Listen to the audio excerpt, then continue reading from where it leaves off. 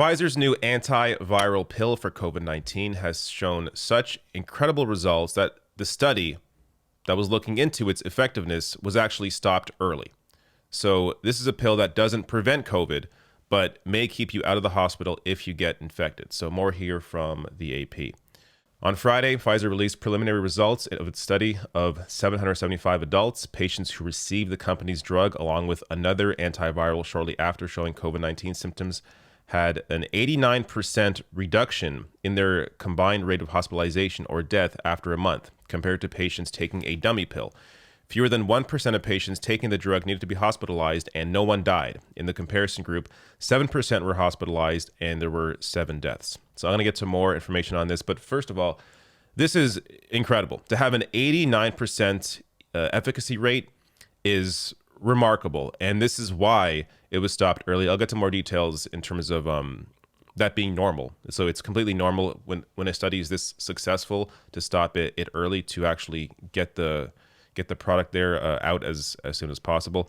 But an important piece of this is that you have to take this pill early in your symptoms. So when you begin showing signs of symptoms is when you have to begin taking it. Otherwise, the effectiveness of it deteriorates. So more here from the AP. Study participants were unvaccinated with mild to moderate COVID-19 and were considered high risk for hospitalization due to health problems like obesity, diabetes, or heart disease. Treatment began within 3 to 5 days of initial symptoms and lasted for 5 days.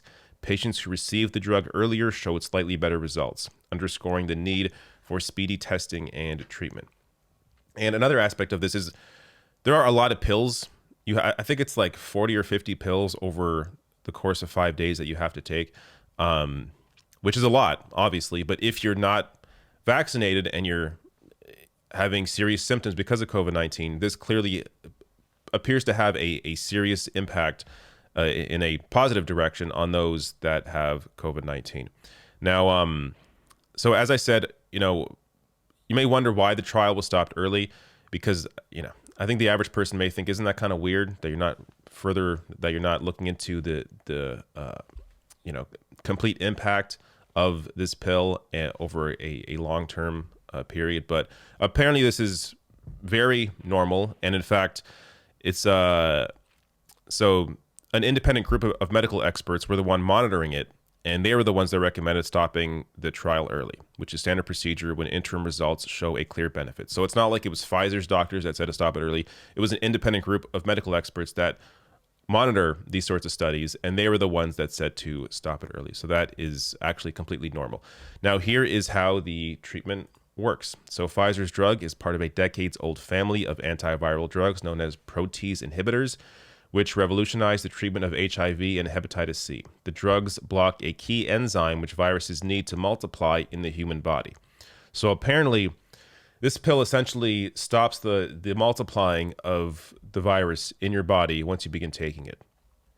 Showing that, with the results here, showing that there is a clear impact on people that take it. And this is the kind of thing where, if you're not going to get through to somebody who's anti-vax, maybe, even though it's the exact same company, maybe they'll actually end up taking a pill. If they're going to take Tylenol, maybe they're willing to take something like this pill to stop the symptoms and the spread of COVID-19 within their body. It's also worth mentioning here that there's also a pill from Merck that does a similar thing that's right now going through approvals with the FDA that has a 50% reduction in hospitalization and death, so not as effective as the Pfizer pill. At the same time, though, experts point out that these two studies weren't done the same way, so the results may not be, exact. The Merck pill may in fact be more effective, and the Pfizer pill may in fact be less effective. But based on what we've seen so far, it does appear the Pfizer pill is more effective. But regardless, there are at least 2 different options here when it comes to treatment after you get COVID-19. Now, there's of course going to be those that are still skeptical, and I understand in terms of the worry about Big Pharma and their hold on all of this. But if you have an issue with that, the response isn't to reject medicine. It's not to reject life-saving treatments. The response is to want to decommodify healthcare. It's to want to move these drugs away from these massive corporations and into public ownership. So, there is a contingent of people that may think of themselves as being on the left or progressive or, not don't identify as conservatives, that are critical of big pharma and worry about their power and worry about these sorts of treatments. But the reality is, when you have this amount of science into them, we know they are effective. And yes, you have a correct critique of big pharma over the industry, but the response to that isn't to just throw away these medicines. The response to that is to decommodify healthcare. So you should be for putting these pharmaceuticals into the public good. You should be for programs like Medicare for All. So that's the real response to this.